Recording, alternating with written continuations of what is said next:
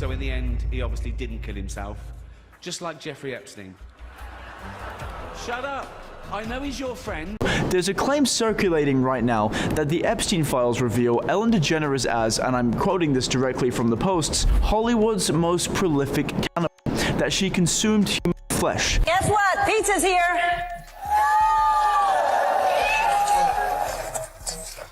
Hello. Come on down. I lied.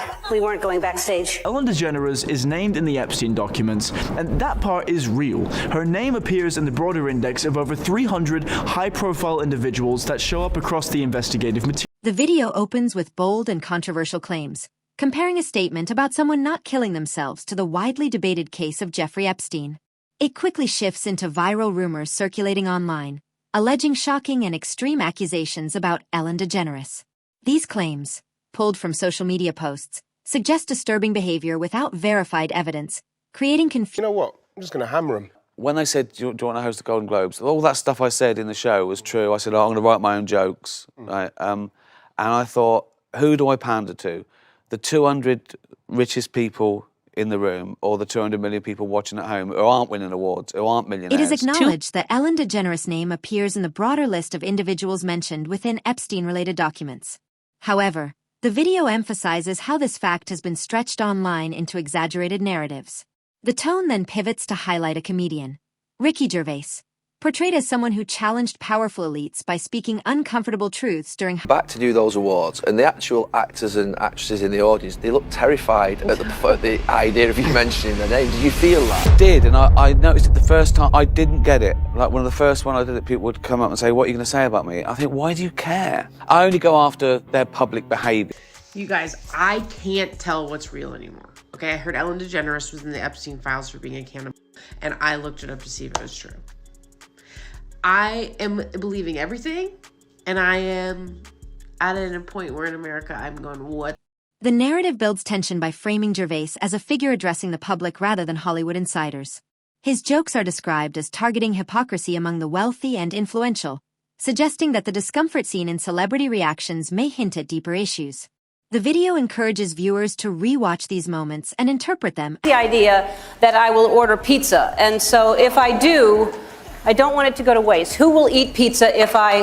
Jennifer? Yes? Harrison? How many grown men email each other about getting pizza, or about how tasty the pizza was, or about how many slices you can slice a pizza up into, or how many people will be at the pizza party? Then there's another email. It stuck out to me because it has the word Red Hook in it. Someone was emailing asking if another guy can go to Red Hook for a pizza meal later. It turns out that Red Hook is the address of where Jeffrey Epstein's Virgin Islands businesses are domiciled. It's on the marina where you would leave in the boat to get to his island. And someone was emailing asking if another man can go to where Jeffrey Epstein's business is domiciled for a pizza meal. They're using food language in ways that does not square with how food... Attention returns to Ellen DeGeneres, describing her long-standing public image as kind and approachable.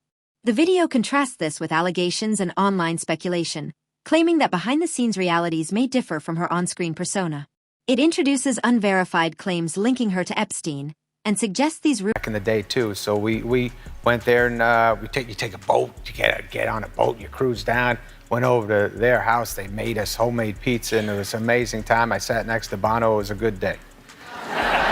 Inviting you all to a pizza party tonight at Jennifer Aniston's house. I'll see you there. She does have good parties, and she makes good pizza as well. She makes great pizza, Wonderful, yes. wonderful pizza. Julia wants cheese. Who's your favorite movie star? They're here. Well, who do you want to talk to? Into internet conspiracy theories, including the so-called pizza symbolism, which has been widely debunked by authorities.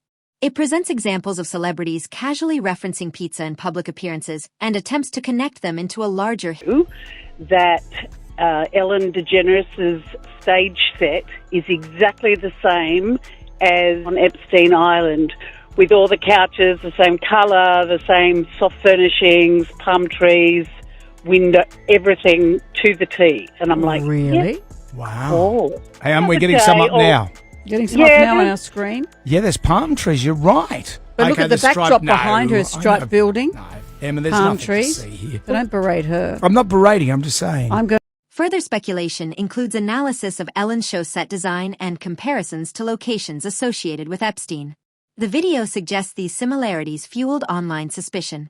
It also references past criticism of Ellen's workplace environment, where former staff described negative... Was it like meeting Ellen, and is she a good person? Let's just all go back to 2017, where I was the first person to call Ellen out before anyone else You called her out? Yeah. What do you mean? I called her out. I was like, Ellen's not that nice. This was after you went on the show? After I went on the show, and the world blew up about it and was like so mad at me about it, and then someone else said it, and then it was like, oh my God, Ellen's so nice. Yeah. Oh.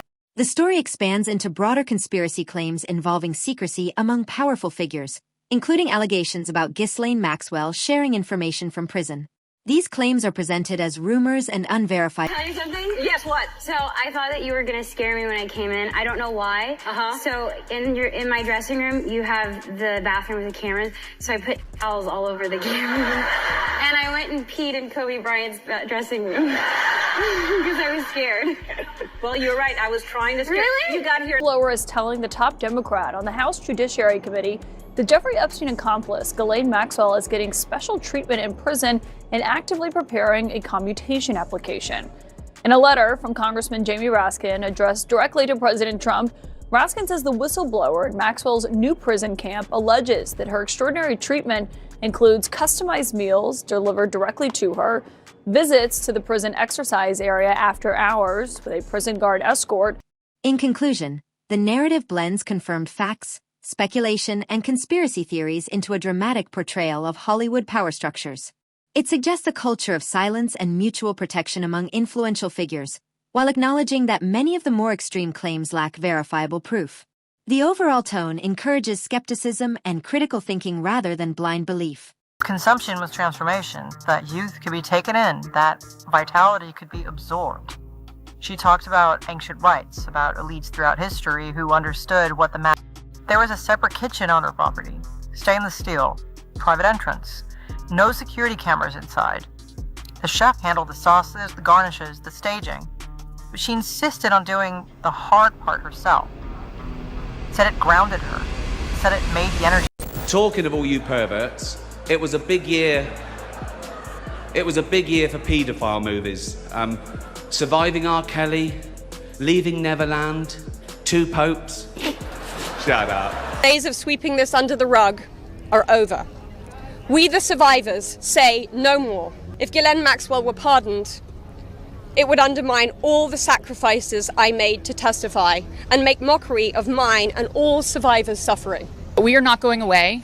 We are not going to be quiet, and we are not going to give up. No one betrays a circle that may destroy them. Read that again. This is apparently how the most powerful individuals in Hollywood kept each other quiet for decades. Not via NDAs alone, nor through legal threats alone, but by common cooperation in something so severe that speaking out meant ruining yourself along with everyone else. And this ties right back to Ricky Gervais, because this is precisely the system he was pointing to, not just individual bad performers, but the whole architecture, the whole machinery of silence.